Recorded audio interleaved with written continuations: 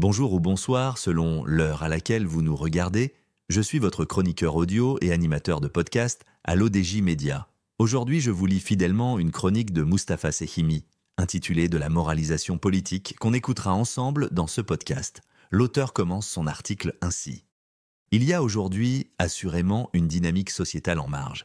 Elle est effervescente, éruptive, portée notamment par la jeunesse. Elle est un grand atout. Il importe que la moralisation produise ses effets. Il reste à conjuguer un volontarisme politique avec des moyens institutionnels appropriés adéquats. Le ton a été de nouveau donné avec les orientations royales données lors du dernier Conseil des ministres, le 19 octobre courant.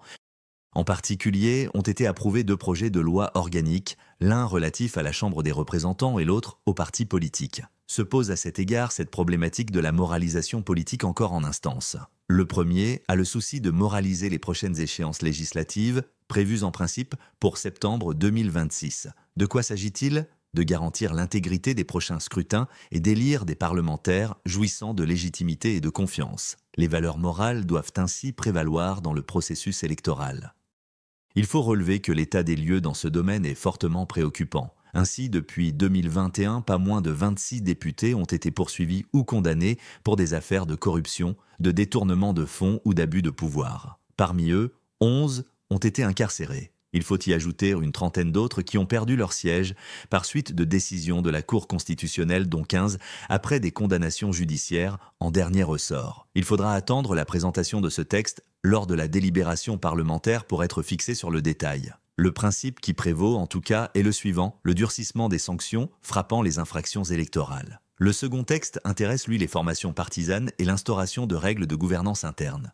D'abord, la transparence et la sincérité de leur gestion financière, avec une comptabilité détaillée des dépenses et des recettes. Il faut dire qu'il y a encore une certaine dose d'opacité à cet égard. C'est tellement vrai qu'il y a de l'informel là aussi, qui a été relevé d'ailleurs par la Cour des comptes. Cette même institution a également signalé que certains partis n'avaient pas déposé leur justificatif des dépenses relatives à l'utilisation de la subvention de l'État en 2021. De quoi se poser cette question de principe ? Seront-ils éligibles à celle prévue en 2026 ? C'est implaidable puisque c'est de l'argent public. Autre secteur à assainir, l'achat de voix. Que faire ? Comment le sanctionner ? Il ne laisse pas de traces. Il n'est pas formalisé de quelque façon que ce soit, mais il doit être cependant sanctionné. La conscience civique des électeurs est en cause. Il y a là un fait culturel et social lié à ce qui s'apparente à une aubaine pour des électeurs recevant des billets de la part de candidats. Souvent, c'est une sorte d'écosystème électoral décentralisé au niveau des circonscriptions avec des réseaux de rabatteurs quadrillant des quartiers urbains ou des territoires ruraux, monnayant des dizaines, voire des centaines de bulletins. L'administration, dans toutes ses composantes, a les moyens d'information de toutes ces pratiques. Il n'y a pas de clientélisme zéro, cela n'existe nulle part dans le monde. Mais ce phénomène doit pouvoir être réduit et jugulé de manière significative pour ne pas continuer à aggraver le déficit de confiance des électeurs à l'endroit des partis et partant de la démocratie représentative. La lutte contre la corruption publique doit être une priorité pénale. Elle doit se décliner autour de la moralisation de la vie publique et de la lutte contre la corruption financière. Une stratégie pour une moralisation politique est une longue marche. Globalement, la Constitution de 2011 fait de la bonne gouvernance un principe fondamental de l'État. Article I36, 154 à 170, mais des interrogations subsistent. Les lois sont-elles appliquées de manière égale ? N'y a-t-il pas de faibles sanctions contre la corruption politique ? Les partis politiques sont-ils vigilants dans la sélection éthique de leurs candidats ? Le dispositif législatif encadre-t-il de manière satisfaisante les conflits d'intérêts ? Le texte régissant les incompatibilités entre le mandat d'élu, Parlement, collectivité territoriale, doit être revu et des intérêts privés doivent être mis à plat pour baliser les domaines respectifs et éviter les chevauchements et les débordements. Une nouvelle loi s'impose à l'évidence en la matière. Voici près de 2 ans, dans un message adressé au Parlement, en janvier 2024, le souverain a instamment appelé à l'adoption d'un code de déontologie juridiquement contraignant pour les 2 chambres.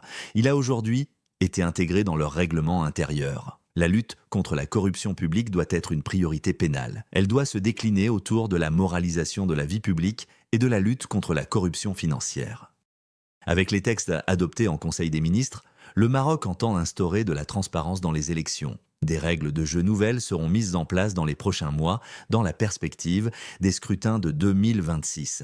Il est également question de renouveler les profils des candidats et des élus avec davantage de femmes, de jeunes et une exclusion des candidats condamnés. Il y a aujourd'hui, assurément, une dynamique sociétale en marge. Elle est effervescente, éruptive, portée notamment par la jeunesse. Elle est un grand atout. Il importe que la moralisation produise ses effets. Il reste à conjuguer un volontarisme politique avec des moyens institutionnels appropriés adéquats. Alors, l'on arrivera à une appropriation collective et citoyenne de la chose politique. Merci d'avoir suivi cette chronique jusqu'au bout.